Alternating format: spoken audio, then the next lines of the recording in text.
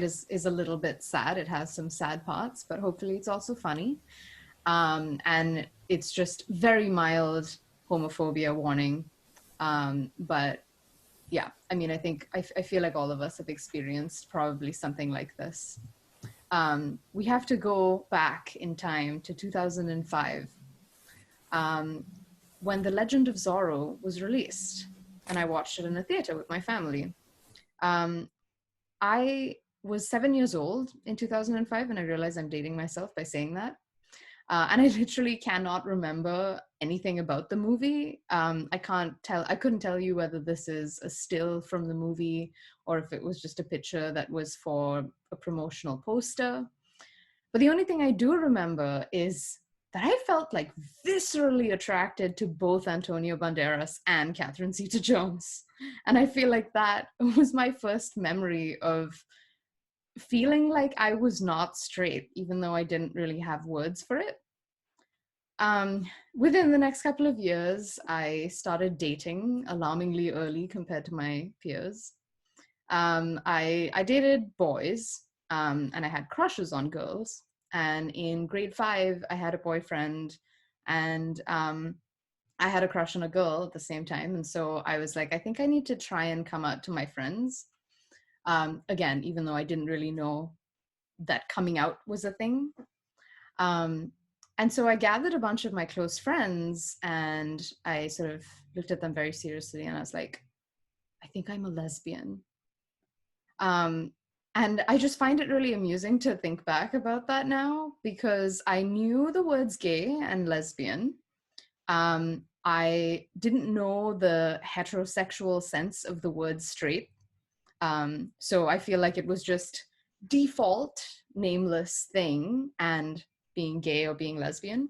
I had never heard of the word bisexual, and I had never heard of the words pansexual or queer either, which are the labels that I feel fit best now. Anyway, my friends reacted pretty poorly, so I kind of pushed it down and went on with my life. And then in grade 9 or 10, I feel like I tried to come out again. This time I was in Singapore. My family had moved there. I was at a new school. I had new friends. And again, I had this awful experience where one of my friends physically recoiled when I said that, you know, I might not be straight, and said, don't try anything with me just because I'm a girl. And I feel like it would make this talk 500 times better if I could tell you that I had a snappy comeback to that, but I didn't. And honestly, I still don't. I am not, I'm not the kind of person that has snappy comebacks to things, unfortunately. I wish I was. But that is the end of the sadness in this story, I promise. It only gets happier and more hopeful from here. So I feel like the second phase of my queerness journey started about 5 years ago when I first moved to Canada. This is a picture of me and Cashel. Cashel was someone I met on a Facebook group for new students when I first moved here. And she used to host study groups at her house and she used to cook food for us. And she was just this incredible person. And she was also the first openly queer person that I knew. And when I was here at university, I slowly started meeting more openly queer folks, and realizing that, hey, this is a thing. I'm not weird, and I'm not the only one who feels this way. And maybe it's okay. And it's kind of shocking that it took that long for me to meet my first openly queer person. And I'm glad that for a lot of people growing up these days, it's not the case. But that has definitely been my experience. Cashel used to host this thing before the pandemic called Queer Brunch, which was this monthly potluck that was held at her house. And it was a queer only space. So she would say, you know, if you're sort of LGBTQ plus, then you are definitely welcome in the space, but we should let the cis-hets sit this one out. And so for the first year or so, I didn't really feel that I belonged there because I was still sort of in phase 2 of my journey, trying to figure out what was going on. But then eventually I got to a point where I had done some research on what it meant to be bisexual and what it meant to be pansexual or queer. And Cashel was honestly a huge resource because she's a big activist here as well in Vancouver. And so I had access to a lot of resources where I finally sort of figured out, hey, maybe that is a space where I belong. And then over the course of months, I even brought some of my queer friends to queer brunch at her house. And it's just like a really, really wholesome thing. The next phase of my queerness journey is what I call the phase of gender fuckery. This is, so on the left is a picture of me with my friend Louise, and they're non-binary. And I think my first non-binary friend here was Luca, not the Luca that that you've seen earlier in the slides, but a different Luca who was at my linguistics department. And I feel like meeting them gave me this new perspective on like more critically examining what gender was and why it looked a certain way for me or for other people. And I would say I'm probably still in the gender fuckery phase. The picture on the right is from like 3 years ago when I was like, you know what, I'm going to, yes, there are dozens of Lucas. So the picture on the right is from when I decided I was going to cut my hair really short and like stop wearing makeup and stop wearing jewelry and just wear band t-shirts all the time and see how that felt. As it turns out, it didn't really feel good. It turns out that I really like makeup and I really like jewelry. And I like having my hair longer than that short. And that was a useful thing to learn about myself. And now I feel like I'm experimenting with pronouns and trying to figure out what feels best. Because I don't feel on the inside that I am a woman. I often feel like I'm made to feel aware of being me, Vasundhara, in the body of a woman when other people treat me differently because they perceive me like that. And so it's this interesting thing that I haven't quite figured out yet. And I guess all I know for now is that ze pronouns feel good. And I am sort of on my way. So I am now going to talk about, that is kind of the SparkNotes version of my queerness journey. And I am now going to talk about the things that I have learned from it that apply to all of these different aspects of my life. The first door that my queerness opened was the door to just being okay. Over the course of a few years, as I sort of came out, because it is really a process, it's not really an overnight thing, or at least it hasn't been for me.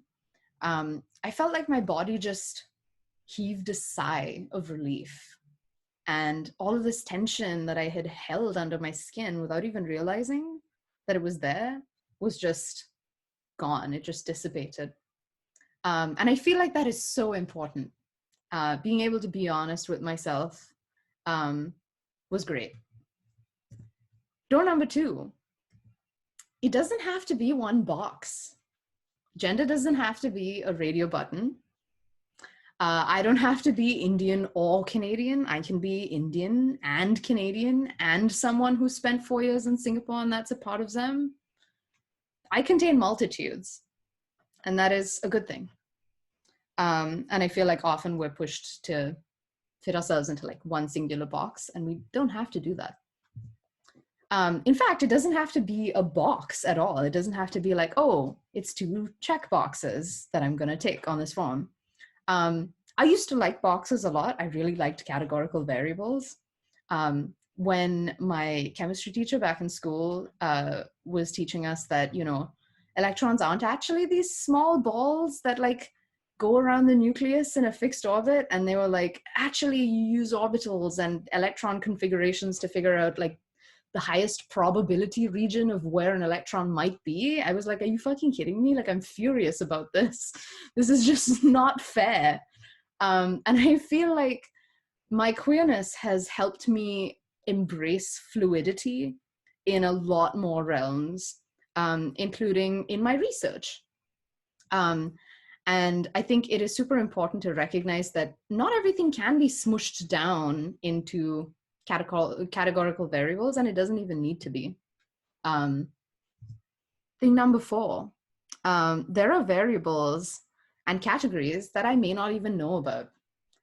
This is like throwback to me being, 7, and never having heard of the concept of bisexuality. There are lots of things that I may not know about, both in terms of my queerness and in terms of my research. And I think it can be easy to sort of treat that in an extreme way and be like, oh my God, I don't know anything. I might as well just give up. But you don't have to do that. I feel like there's a nice balance to be had where you're like, I know some things, but I'm also open to gaining more information. And I feel like this strongly applies with my research as well, because you don't need to be overwhelmed by all of the other people in the world doing research that is relevant to what you're doing. And also, things. Have faith in that, have confidence in the things that you know. And thing number 5 was that experimenting is good to learn things. I'm the kind of person, I don't know if the rest of you are like this, but I kind of think of project failures sometimes as personal failures when I do them, and that has been something that I have struggled with before. And a really good way for me to reframe that was to think about what I learned. And so, in the context of my queerness, it was trying out a different way of presenting myself to the world, changing my appearance, seeing how that felt, and then figuring out that actually, no, what I was doing before was working for me. And so I feel like similarly, when you have a good idea about something, do it. And it's not a personal failure when you learn something from it, even if it is a negative experiment. So those are the 5 doors that I think my queerness opened. And I will leave you with a teaser for, I guess, someday a future talk where I talk about something like this.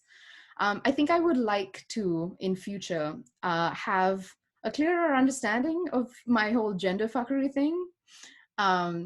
And maybe it involves just annihilating gender altogether. And maybe it looks like something else. I don't really know what that's going to look like. And the other thing that is quite important to me is that my experience and my queerness journey has happened in the West. It has happened in the 5 years that I've lived in Canada. It is very heavily influenced by the white people that I've been around, but that's not really how I grew up. I grew up in India and in Singapore. And I feel like I really want to go back and tap into the people who have the same experience as me. And I know for a fact that I was not the only queer kid to come out of my school in India. And so I guess plugging back into that network and decolonizing my queerness is something that I hope to know more about and maybe talk about at a future talk. So that is me.